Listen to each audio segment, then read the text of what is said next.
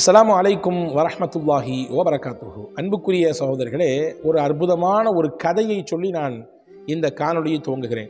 ஒரு ஆச்சரியமான, அதே நேரத்தில் நம் எல்லோருக்கும் ஒரு தன்னம்பிக்கையை தரக்கூடிய, இறைவனின் மீது கூடுதல் அன்பையும் பிரியத்தையும் உள்ளார்ந்த ஈடுபாட்டையும், அவனை வணங்க வேண்டும், அவனை நினைக்க வேண்டும், அவனின் பக்கம் நாம் நெருங்க வேண்டும் என்பது மீது உண்டான ஒரு அக்கறையையும் தரக்கூடிய ஒரு அதி அற்புதமான ஒரு நிகழ்ச்சி. கதை என்று சொல்வதை விட அது ஒரு வரலாற்று செய்தி, நடந்த செய்தி, நபிமார்களுடைய வாழ்க்கையில் நடந்த சரிதை. அதை உங்களுக்கு சொல்கிறேன். இந்த காணொளியை முழுமையாக நீங்கள் பாருங்கள். இந்த காணொளியின் இறுதியிலே இந்த கதையின் மூலமாக நமக்கு என்ன மாறல், அதையும் நம்ம படிக்க போகிறோம். இன்ஷா அல்லாஹ் நீங்கள் முழுமையாக பார்த்து நீங்களும் நானும் இதன் மூலமாக பயனடைய வேண்டும். அல்லாஹ் தௌஃபீக் செய்வானாக. மூசா அலைஹிஸ்ஸலாமுடைய காலத்தில் கடுமையான வறுமை, பஞ்சம், கடுமையான ஏழ்மை, மழை இல்லாமல் உயிரினங்கள்லாம் செத்து போகிற நிலைமைக்கு வந்து போச்சு. ஆமாங்க, மழை கிடைக்காட்டி என்ன ஆகும்? எம்பிட்டு தான் நம்ம வெளியிலிருந்து செயற்கையாக உருவாக்கினாலும் இயற்கையாக மழை தேவையே. செயற்கையாக எவ்வளவு உபகரணங்களை வைத்து நாம் நம்முடைய நீராதாரங்களை வலுப்படுத்தி கொண்டாலும் இயற்கையாக இறைவனுடைய புறத்திலிருந்து கிடைக்கக்கூடிய மழை கிடைத்தாக வேண்டும். இல்லைன்னா பெரிய கஷ்டம், பெரிய பஞ்சப்பாடு ஏற்பட்டு போயிடும், உணவு பஞ்சம் ஏற்பட்டு போயிடும், உயிரிழப்புகள் ஏற்பட்டு போயிடும், வறுமையும் பட்டினியும் கோரதாண்ட வாழக்கூடிய சூழல் ஏற்பட்டு போயிடும். அப்படியான ஒரு நெருக்கடியான நிலைமை. இப்போ மூசா அலைஹிஸ்ஸலாம் என்ன செஞ்சாங்க? அப்படி ஒரு சூழல் இருக்கிறதுனால எல்லா மக்களையும் ஒன்று சேர்த்து ஒரு மைதானத்துக்கு கொண்டு வந்து அல்லாட்ட சலாத்துல் இஸ்திஸ்கா, மழை தேடி தொழக்கூடிய தொழுகை தொழுது அல்லாட்ட பாவ மன்னிப்பு கேட்டு, யா அல்லாஹ் எங்களுக்கு மழையை கொடு ரப்பே, நாங்கள் செஞ்ச பாவத்தினால தான் நீ மழையை தடுத்து வச்சிருக்க போல தெரியுது, எனவே நீ மழையை கொடுத்துரு, கஷ்டமாக இருக்குது, ரொம்ப வறுமையாக இருக்குது, ரொம்ப பெரிய இழப்பு ஏற்பட்டு போயிடும், மழையை கொடுன்னு அல்லாட்ட கேட்டாங்க.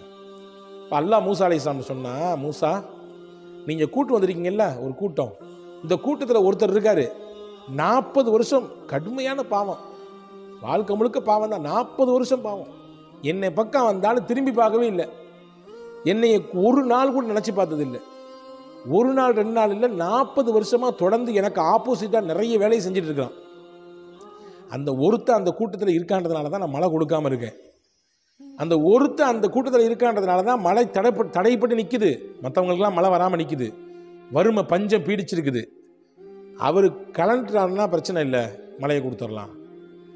மூசா அலைஹிஸ்ஸலாம் எந்திரிச்சு சொன்னாங்கப்பா, யாரோ இந்த கூட்டத்தில் 40 வருஷமாக பாவம் செஞ்சுட்டு இருக்கிறாங்க, பெரிய பாவம், தயவு செஞ்சு நீங்கள் எந்திரிச்சு வெளியே போயிருங்க, உங்களால் மொத்த கூட்டத்துக்குமே மழை இல்லாமல் கிடைக்குது, வறுமையிலையும் பஞ்சத்திலும் அழிஞ்சு போயிடுவோம், கால்நடைகளும் உயிர்களும் செத்து போயிடும், எனவே நீங்கள் தயவு செஞ்சு எஞ்சி வெளியே போயிருங்க, நீங்கள் போயிட்டீங்கன்னா மழை கிடைச்சிடும். போன மாதிரி யாருமே போன மாதிரி தெரியல. மறுபடியும் செஞ்சாங்க. எந்திரிச்சு மூசா அலைஹிஸ்ஸலாம் பேசுனாங்க, இப்போ யாருமே போன மாதிரி தெரியல, இருக்கிறது கன்ஃபார்ம், ஏன்னா சொன்னது நீங்களும் நான் சாதாரண மனிதர் இல்லை, அல்லாஹ் சொல்லியிருக்கான், எனவே எந்திரிச்சு போயிருங்க தயவு செஞ்சு, உங்களால் மொத்த கூட்டத்துக்கும் மழை தடைப்பட்டு போக வேண்டாம், போயிருங்களேன் அப்படின்னா. யாருமே போகலை.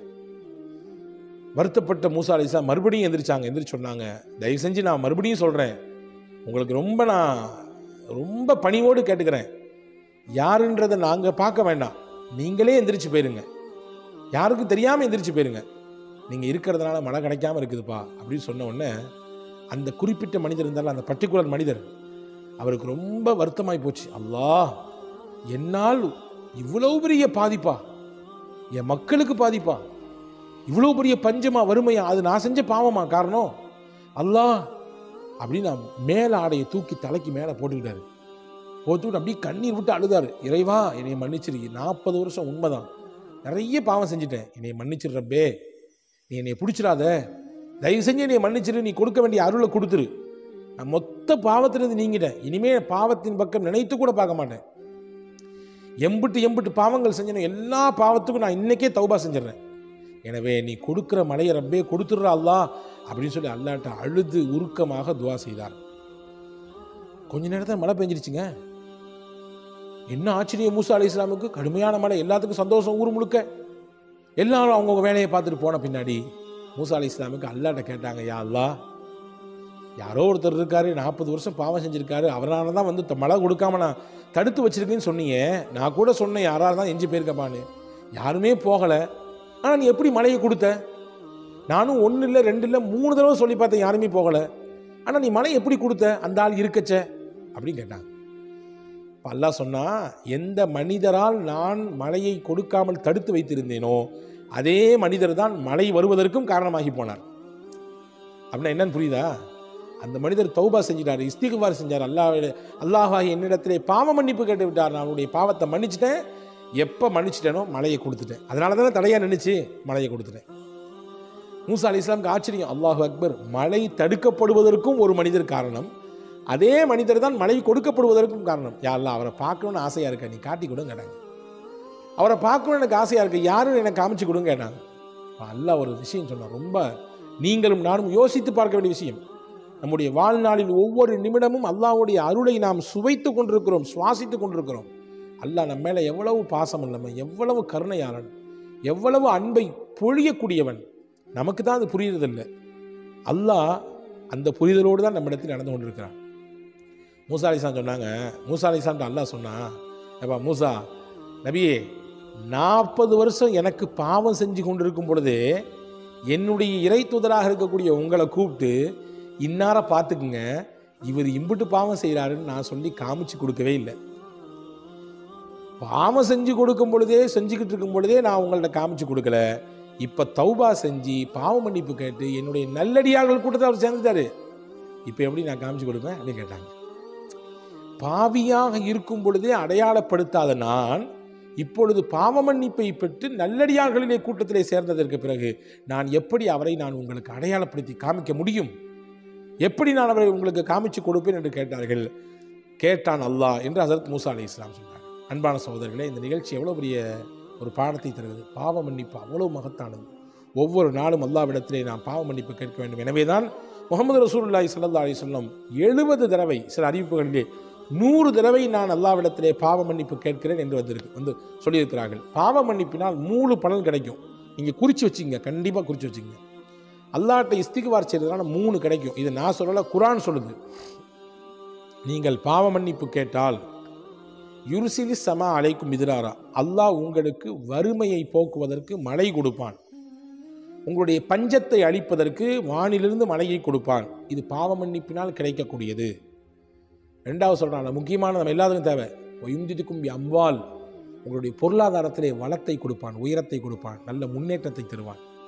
நீங்கள் எந்த அளவுக்கு அல்லாஹ்ட்ட இஸ்திக்பார் செய்றீங்களோ அந்த அளவுக்கு உங்களுக்கு காசு கிடைக்கும். அதாவது பொருளாதாரத்திலே பரக்கத் கிடைக்கும், பொருளாதாரத்திலே வளர்ச்சி கிடைக்கும், பொருளாதாரத்திலே முன்னேற்றம் கிடைக்கும். உங்களுடைய வியாபாரத்தை, உங்களுடைய தொழிலிலே நல்ல வளர்ச்சியை நீங்கள் பார்ப்பீர்கள், பாவ மன்னிப்பை செய்ய செய்ய செய்ய செய்ய. 3வது அல்லாஹ் முக்கியமாக சொன்னால், பனீன், பிள்ளை இல்லாமல் இயங்கி கொண்டிருக்கக்கூடிய தம்பதிகள் அதிகப்படியாக அல்லாஹ்விடத்தில் இஸ்திக்பார் செய்யணும். அப்படின்னா என்ன பொருள்? நீங்கள் செஞ்சுருக்கக்கூடிய பாவத்தினால தான் உங்களுக்கு பிள்ளை தராமல் அல்லாஹ் இருக்கிறானா, அப்படி புரிஞ்சிடக்கூடாது.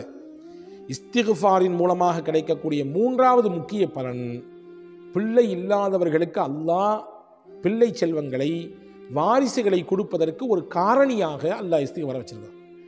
எனவே யார் ஒருவர் அதிகப்படியாக அல்லாஹ்விடத்திலே பாவ மன்னிப்பை கேட்பாரோ, அல்லாஹ்விடத்தில் இஸ்திக்பார் செய்வாரோ, அல்லாஹ் அவருக்கு வாரிசு இல்லை என்றால் வாரிசை தருவதற்கும் போதுமானவன். இது 3 விஷயத்தை அல்லாஹ் தருவான் இஸ்திக்பார் வழியாக என்று அல் குர்ஆனிலே அல்லாஹ் சொல்கிறான். எனவே அன்பான சகோதரர், பாவ மன்னிப்பு இஸ்திக்பார் அல்லாஹ்ட்ட டெய்லி கேட்கணும். எப்போவாவது ஒருக்க ரமதானில் 2வது பகுதி அதோட முடிஞ்சு போச்சு அப்படின்னு நினச்சிக்காதீங்க, ஒவ்வொரு நாளும் கேட்க வேண்டும். இந்த காணொளியின் கடைசி நேரம் வந்துவிட்டது. நான் ஒரே ஒரு இஸ்திக்பாரை சொல்கிறேன். வாழ்நாளில் நிச்சயம் மனநமிட்டு ஓத வேண்டிய, ஒவ்வொரு நாளும் ஓத வேண்டிய இஸ்திக்பார். ரசூலுல்லாஹ் சொன்னாங்க, யார் நான் சொல்லித்தரக்கூடிய இந்த இஸ்திக்பாரை காலையில் ஓதி அன்றைய மாலைக்குள் மரணத்தை தழுவுகிறாரோ அவர் சொர்க்கத்திற்கு செல்வார். யார் ஒருவர் மாலையிலே நம்பிக்கையோடு ஓதி மறுநாள் காலைக்குள்ளே வஃபாத்தாகிறாரோ அவர் சொர்க்கத்திற்கு செல்வார். மௌத்துங்கிறது 2 நேரத்தில் ஏதாவது ஒரு நேரம், ஒன்று பகலில் வரும் அல்லது மௌத் நைட்டு வரும். 24 மணி நேரம் தான் வரப்போது, அவ்வளோதானங்க. அந்த 24 மணி நேரத்திலே பகலும் இருக்கிறது, ராத்திரியும் இருக்கிறது. அப்போ காலையில் ஓதிவிட்டால், பகலில் மரணம் வந்தால், அதை நம்பிக்கையோடு ஓதும் பட்சத்திலே நிச்சயம் நம் சொர்க்கத்திற்கு தகுதியானதாக மாறுவோம். மாலை ஓதிவிட்டால் நம்பிக்கையோடு, மறுநாள் காலை விடுவதற்குள் நமக்கு மரணம் என்று இருக்குமே ஆனால் நிச்சயமாக அதன் மூலமாக சொர்க்கத்திற்கு நான் செல்வோம். அதுதான் சய்யிதுல் இஸ்திக்பார். முஹம்மது ரசூலுல்லாஹி ஸல்லல்லாஹு அலைஹி வஸல்லம் கற்றுத்தந்த ஹதீஸ் புகாரி ஷரீஃபிலே பதிவாக இருக்கிறது. ரசூலுல்லாஹி சொன்னார்கள், இந்த ஹதீதை, இந்த இஸ்திக்பாரை கட்டாயம் மனனமிடுங்கள். இதிலே நான் ஸ்க்ரீனிலே கொடுக்குறோம், இன்ஷா அல்லாஹ் டிஸ்கிரிப்ஷனும் தருகிறோம். கட்டாயம் மனனமிட்டு ஓதுங்கள். இஸ்திக்பார்லேயே சிறந்த இஸ்திக்பார், ரசூலுல்லாஹ்வால் ஸ்லாகித்து சொல்லப்பட்ட இஸ்திக்பார், அல்லாஹும்ம அன்த ரப்பி லா இலாஹ இல்லா அன்த ஹலக்தனி وأنا عبدك وأنا على عهدك ووعدك ما استطعت اللهم إني أعوذ بك من شر ما صنعت أبوء لك بنعمتك علي وأبوء لك بذنبي فاغفر لي فإنه لا يغفر الذنوب إلا أنت. அஜரத் கொஞ்சம் மூச்சு விட்டுங்க அப்படின்றீங்களா? இவ்வளவு பெருசாக இருந்தால் எப்படி அப்படின்னு கேட்குற மாதிரி தெரியுது. பெரிய பலனை கொடுக்கல்லவா? இதை ஓதுவதன் வழியாக, நம்பிக்கையோடு இதை ஓதுவதன் வழியாக சொர்க்கமே கிடைக்கிறது அல்லவா? அந்த சொர்க்கத்தை பார்க்கும்போது இது சின்னது, ரொம்ப குட்டி. இது பெருசுலாம் கிடையாதுங்க. சொர்க்கத்தை கவனித்து சொர்க்கத்தோட கம்பேர் பண்ணும்போது இது ரொம்ப ரொம்ப கடுகை விட சின்னது இல்லையா? எனவே அன்பான சகோதரர்களே, இதை மனநமிடுங்கள், மனநமிட்டு ஓதி வாருங்கள். மிகச்சிறந்த பொருளையும் மிகச்சிறந்த பாக்கியங்களையும் மிகச்சிறந்த பலன்களையும் உள்ளடக்கக்கூடிய இந்த இஸ்திக்ஃபார் நிச்சயம் ஒவ்வொரு நாளும் 2 தடவையாவது ஓத வேண்டும். காலை ஒரு தடவை, மாலை ஒரு தடவை நிச்சயம் ஓதுங்கள். அதற்கு மேலே அதிகமாக ஓதினாலும் ஒன்றும் தப்பு கிடையாது. வல்ல அல்லாஹ் இஸ்திக்ஃபார் வழியாக கிடைக்கக்கூடிய 3 மிகச்சிறந்த பலன்களையும் அல்லாஹ் தந்து அவனுடைய மன்னிப்பையும் அவனுடைய கருணையும் குறிப்பாக அவனுடைய திரு பொருத்தத்தையும் உங்களுக்கும் எனக்கும் எல்லா மக்களுக்கும் அல்லாஹ் தந்தல் புரிவானா.